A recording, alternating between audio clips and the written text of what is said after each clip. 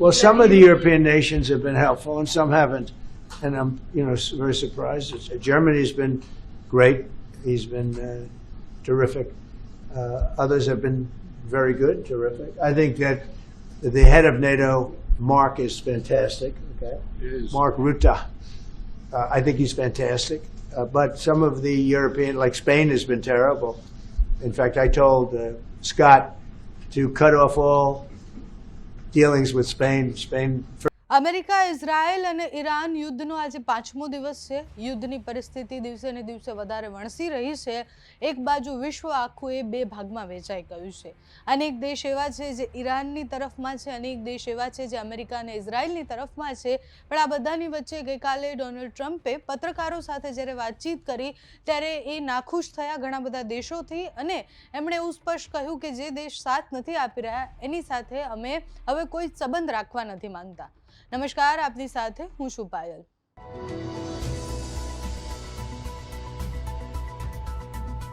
Donald Trump જ્યારે પત્રકાર પરિષદમાં વાત કરી રહ્યા હતા ત્યારે યુરોપની એમને વાત કરી, યુરોપના અનેક દેશનો ઉલ્લેખ કર્યો.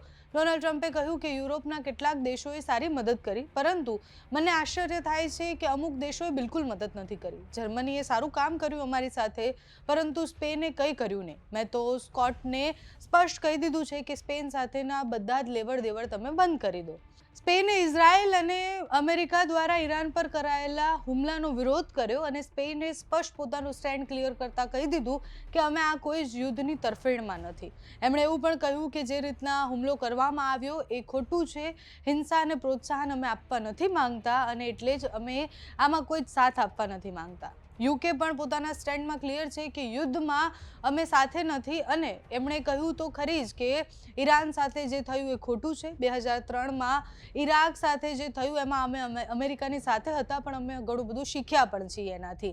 એટલે યુકેએ પણ સ્ટેન્ડ ક્લિયર કરતાં કહ્યું કે 2003માં અમે જે ભૂલો કરી છે એવું ફરીથી અમે નથી કરવાના અને એટલે અમે આ લડાઈમાં સાથ દેવા નથી માંગતા.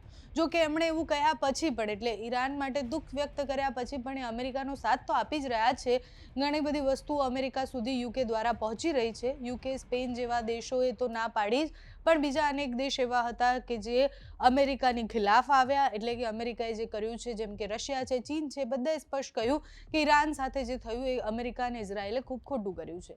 પણ અમેરિકા મહાસત્તા છે એટલે ઘણા બધા દેશ એવા પણ હોવાના જ છે કે જે અમેરિકાની તરફેણમાં હોય અને એ પણ સ્પષ્ટ વલણ દેખાયું છે કે અમેરિકા અને ઇઝરાયલ જે કરે છે એ બહુ સારું કરે છે એ કહેતા નેતાઓ પણ સામે આવ્યા છે. એટલે આ યુદ્ધની શરૂઆત થઈ એના પછી મિડલ ઇસ્ટના ઘણા બધા દેશો એવા છે કે જે અમેરિકાના તરફમાં છે. હવે ઓપ્શન પણ નથી એ લોકો પાસે કે અમેરિકાની તરફદારી ન લે કે પછી આ યુદ્ધમાં અમેરિકા સાથે ન ઊભા રહે તો એ કરે શું. બીજા ઘણા બધા દેશો છે. ભારતે હજી સુધી કોઈ સ્ટેન્ડ ક્લિયર નથી કર્યું કારણ કે ભારત અત્યારે ખૂબ કસોટીની પરિસ્થિતિમાં છે. અમેરિકા સાથેના સારા સંબંધ, ઇઝરાયલ સાથેના સારા સંબંધ અને સાથે જ ઈરાન સાથેના પણ આપણા એટલા જ સારા સંબંધ છે. એટલે ભારત અત્યારે કોઈ સ્ટેન્ડ લેવા નથી માંગતું. ભારત અત્યારે પોતાના ભારતીય નાગરિક જે દેશોમાં વસે છે એને બચાવવા પર ફોકસ કરવા માંગે છે. પણ આ યુદ્ધની પરિસ્થિતિ જે રીતના વણસી રહી છે, ડોનાલ્ડ ટ્રમ્પે ગઈકાલે જ્યારે પત્રકાર પરિષદ યોજી ત્યારે એવું પણ કહ્યું કે જે દેશ સાથ નથી આપતા એને આગળ જતાં ભોગવવું પણ પડશે. એટલે એ સ્પેનને ખુલ્લી ધમકી આપતા પણ એવું કહી રહ્યા હતા કે અમે ટેરિફ પણ વધારી દઈશું અને અમારે કોઈ લેવડ દેવડ પણ નથી કરવી અને અમારે કોઈ સંબંધ પણ નથી રાખવા.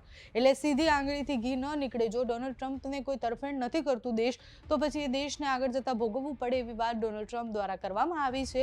આગળ જતાં યુદ્ધમાં કોણ કોની તરફ જાય છે એ પણ જોવાનું રસપ્રદ રહેવાનું છે. તમારું આ વિષય પર શું માનવું છે અમને કમેન્ટ્સમાં જણાવજો. અત્યારે આ વિડીયોમાં બસ આટલું જ. જો તમે અમને યુટ્યુબ પર જોઈ રહ્યા હોય તો સબસ્ક્રાઇબ કરજો, ફેસબુક પર જોઈ રહ્યા હોય તો ફોલો કરજો, અમારા વિડીયોને લાઇક અને શેર કરજો.